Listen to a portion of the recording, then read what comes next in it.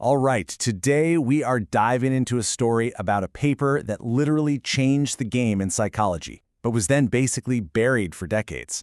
It's all about how one psychoanalyst working in Freud's shadow figured out a fundamental truth about trauma that, well, the world just wasn't ready to hear. So let's just start with this really unsettling question, because it's the exact one that our main character, a psychoanalyst named Sondor Ferenczi, had to ask himself. What in the world do you do when the very thing that's supposed to be healing someone is actually making them worse? The answer he found? It changes everything. Okay, so let's set the scene. Picture it. It's the early 1930s. Sondor Ferenczi is this brilliant, highly respected psychoanalyst. He's a close colleague of Sigmund Freud himself, but he's got this huge problem, a puzzle in his own practice that he just cannot solve. And here's the problem. His patients, the ones who had been through the absolute worst traumas, they weren't responding to treatment. He was using all the best, most established techniques of the time, but their suffering wasn't just sticking around. For some of them, it was actually getting way, way worse. He started to notice this devastating pattern. A patient would leave a session feeling, a little bit better. But then, that same night, bam!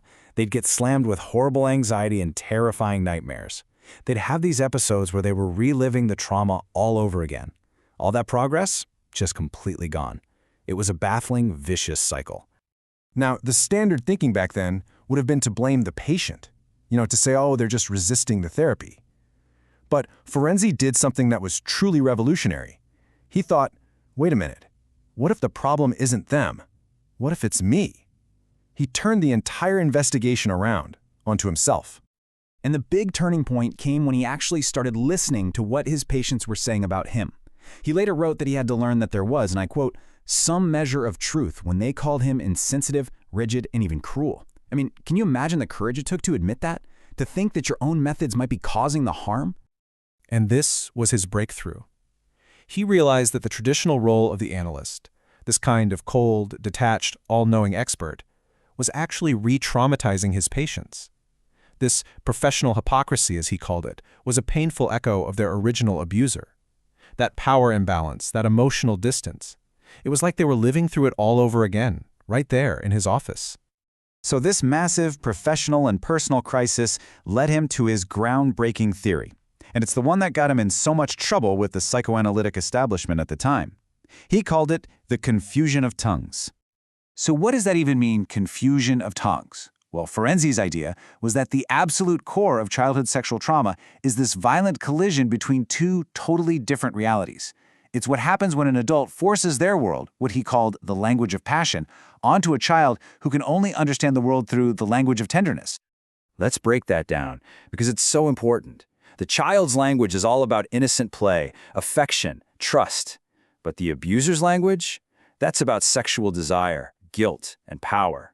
And Ferenczi's point was, this isn't just a simple misunderstanding. It's a violent invasion. It's an adult imposing a reality that a child's mind literally has no way to compute. And the result of that collision is just catastrophic. The child's entire sense of reality, their trust in the world, is completely shattered. They're faced with something so terrifying and so alien that their psyche has to make a desperate choice just to survive.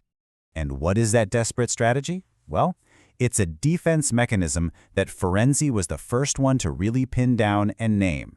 He called it identification with the aggressor. Here's how it happens, step by painful step. First, there's just overwhelming shock, fear, and powerlessness. The child can't fight, they can't run away, so their psyche just surrenders. Then comes the really tricky part. To make any sense of what's happening, the child actually starts to internalize the aggressor. They adopt the abuser's guilt and start to see themselves as the bad one. And finally, to survive this unbearable reality, the self literally splits apart. It dissociates, walling off the traumatic memory so they can just keep going. And a really strange and tragic result of all this is something Ferenczi called precocious maturity. The traumatized child is forced to grow up way too fast. They become this hyper-aware, wise little adult, he called it a wise baby, who has to bury their own needs and become an expert at managing the moods of the dangerous adults around them just to stay safe. So when Ferenczi presented all these ideas back in 1932, you'd think people would be amazed, right? Nope. The psychoanalytic community was horrified. They rejected it completely, and his paper was effectively buried for almost 50 years. But what's so incredible is how his work basically predicted all the major breakthroughs in trauma theory that came decades later. I mean, look at this list. It's a bombshell. He was arguing that real-life trauma mattered, back when Freud was getting more focused on fantasy. He said the analyst's own feelings were crucial, what we now call countertransference. He saw therapy as a real relationship between two people, not just a one-way street, the heart of intersubjectivity. And he nailed dissociation and internalizing guilt as key survival tools. Every single one of these ideas was light years ahead of its time. And here's the real kicker. His ideas were suppressed, but they never truly went away. They were rediscovered.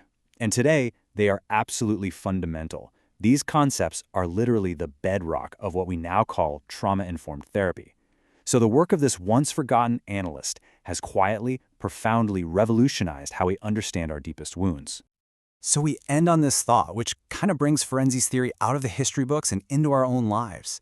The next time we see a child who seems unusually mature, wise beyond their years, maybe we should just pause and ask ourselves, how often is that wisdom just a scar from a battle we never even saw?